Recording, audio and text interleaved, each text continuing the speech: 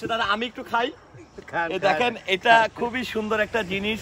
মুসলিম পাড়ায় সিন্দুকছড়ির পথে আমি আছি, তো আমি একটু খেতে চাই।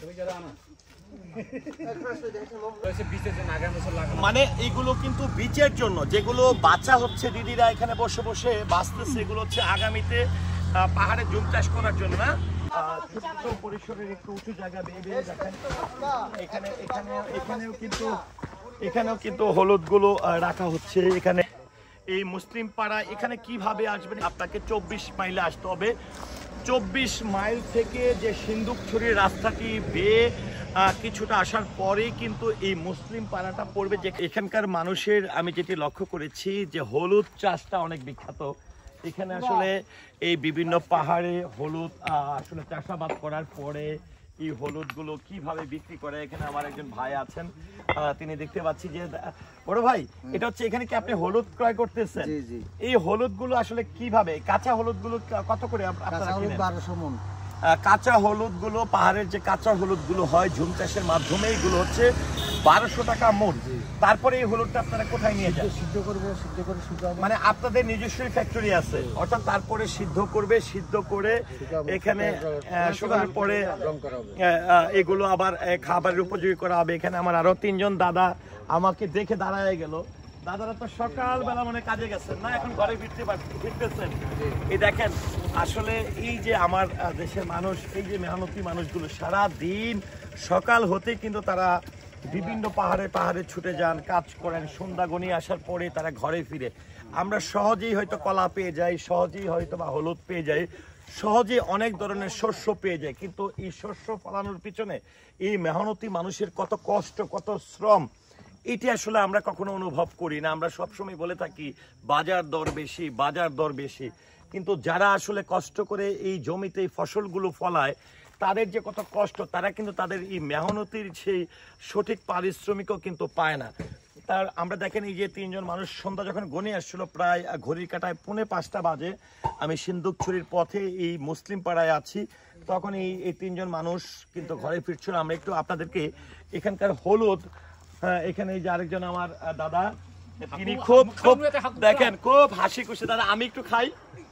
দেখেন এটা খুবই সুন্দর একটা জিনিস,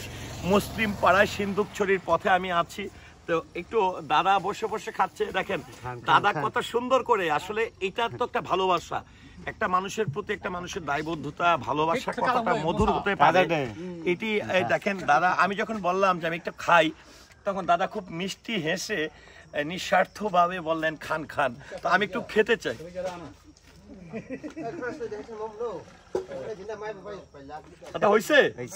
তার মানে আমি পারলাম। এটাকে কি বলে? ডাবা। এটা হচ্ছে ডাবা। আগে আমরা গ্রামে গঞ্জে দেখতাম নারিকেলের ডাবা হতো, নারিকেলের ইয়ে দিয়ে, কিন্তু আমরা যখন এই পাহাড়ি অঞ্চলে আসি তখন এই বাঁশ দিয়ে এই ডাবাগুলো তৈরি করা হয়, এবং খুবই তারা আসলে এই পরিশ্রমের মধ্যে ক্লান্তিময় মুহূর্তে কিন্তু এই যখনই টায়ার্ড হয়ে যায় তখন এই ডাবা বসে বসে খায়, এটি আসলে প্রশান্তি। তো আমরা একটু দাদার ডাবাটা খেলাম। আমরা একটু হলুদ দেখাতে চাই, যে হলুদগুলো এখানে দেখতে পাচ্ছেন যে যিনি পাইকার রয়েছেন এই যে জুম চাষের হলুদ, এখানে তিনি কিন্তু টাকা দিয়ে যে যারা যারা হলুদ চাষ করেন সেই চাষাবাদী হলুদগুলো, কাঁচা হলুদগুলো নিয়ে আসে, নিয়ে আসার পরে এখান থেকে কাঁচা হলুদগুলো তারা নিয়ে যায়। তো এটাও কিন্তু আমরা সমতল অঞ্চলের মানুষের একটা ধারণা পাওয়া উচিত যে এই হলুদ কিভাবে পার্বত্য অঞ্চলের হলুদগুলো ব্যবসা হয়ে থাকে, চাষাবাদ করার পর এখানকার কৃষকরা কিভাবে পায়। দাদা আজকে আপনি কয় টাকা পাইলেন? এইগুলো নিজের খাতে? হ্যাঁ, আচ্ছা আচ্ছা। তো আমরা একটু দেখাতে চাই যে এই হলুদগুলোকে সুন্দর করে দেখেন, কিন্তু এগুলো সব কিন্তু কাঁচা হলুদ। এখানে দিদিরা কিন্তু এই কাঁচা হলুদগুলো, এখানে কি ভালো খারাপ দুইটাই আছে না বড় ভাই? এখানে দেখেন এই যে কাঁচা হলুদগুলো দিদিরা কিন্তু মানে এগুলো কিন্তু বীজের জন্য, যেগুলো বাচ্চা হচ্ছে দিদিরা এখানে বসে বসে বাঁচতেছে, এগুলো হচ্ছে আগামীতে পাহাড়ে জুম চাষ করার জন্য না, এগুলো এখান থেকে বিচি করা হচ্ছে। আর বিচির বাইরে যেগুলো থাকবে সেগুলো মূলত বাজারে বিক্রি করবে। আমরা একটু আরেকটু দেখাতে চাই, একটু রিজন আমরা একটু দেখাতে চাই যে দিদি দেখেন এই পাহাড় বেয়ে বেয়ে দিদি কতগুলো হলুদ, এই বয়স, এত বয়স্ক একজন মানুষ দিদি, কত মানে শক্তি দিদি। এই যে এই যে দিদি কিন্তু দেখেন এই এখানে বড় ভাই এখানে কতগুলো হবে প্রায় 20 কেজি এই এটা ক্যারি করে 20 কেজি এই উঁচু নিচু পাহাড় আসলে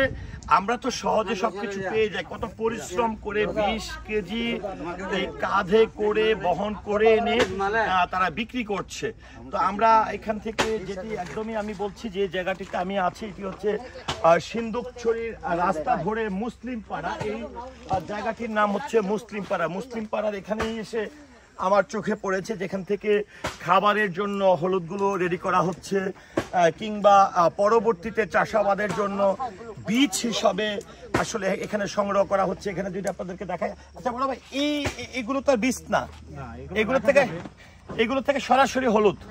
সিদ্ধ করার পর রোদে দিতে হবে এটা সিদ্ধ করার পরে রোদে দিতে হবে রোদে দেওয়ার পরে তারপরে হচ্ছে এটাকে ক্লিন করে মেশিনের মাধ্যমে খাওয়ার উপযোগী করা হবে তো এখানে দেখেন যে পুরোটা জুড়েই কিন্তু এখানে আমরা সিদ্ধ কিন্তু লক্ষ্য করছি কিভাবে এই বীজগুলো বাছাই করা হচ্ছে একটু যদি আমরা একটু ক্লোজ থেকে দেখাই দেখেন এখানে আরেকজন দিদি তিনি কিন্তু বীজটা বাছাই করছেন দেখেন আমরা একটু ক্লোজ থেকে যদি দেখাই যে বীজটা দিদি কিভাবে বাছাই করছেন দিদি এই বীজটা বাছাই কিভাবে বুঝেন কোনটা লাগানোর জন্য আর কোনটা খাওয়ার জন্য এটা খাওয়ানোর জন্য না তা লাগাবার জন্য মানে এগুলো লাগাবার জন্য এটা আর সিদ্ধ করবার জন্য আচ্ছা এগুলো পরে সিদ্ধ বা খাওয়ানোর জন্য এখানে দেখেন আরো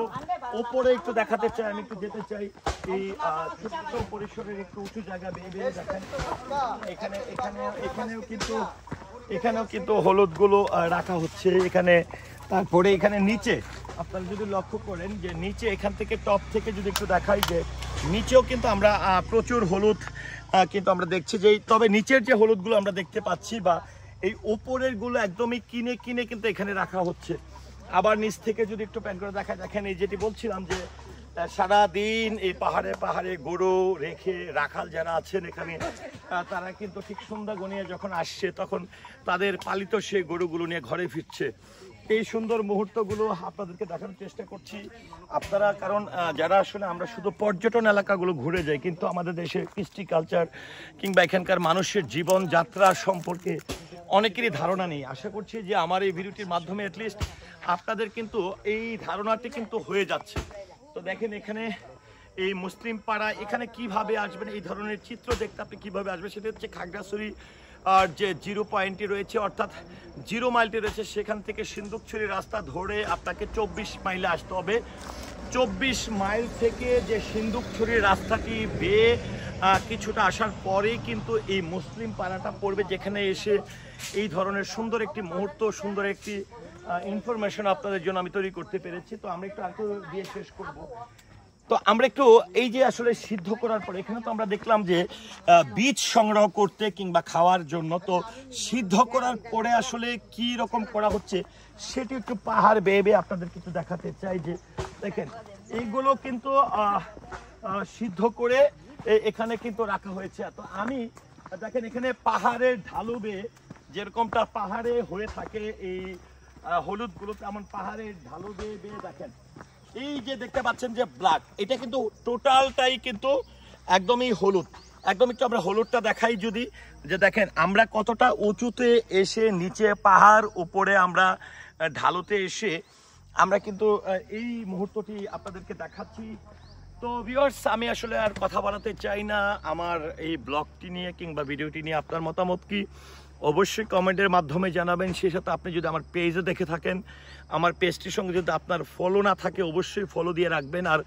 আমার চ্যানেলটির সঙ্গে যদি আপনি থেকে থাকেন যদি সাবস্ক্রাইব করা না থাকে অবশ্যই রিকোয়েস্ট করব আরও অনেক মজার তথ্য কিংবা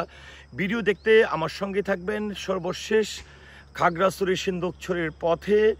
এই মুসলিম পাড়া নিয়ে আমার এই যে হলুদ চাষাবাদ কিংবা হলুদ কেনাবেচা নিয়ে আমার এই ভিডিও চিত্রটি সঙ্গে থাকার জন্য অসংখ্য ধন্যবাদ আল্লাহ হাফেজ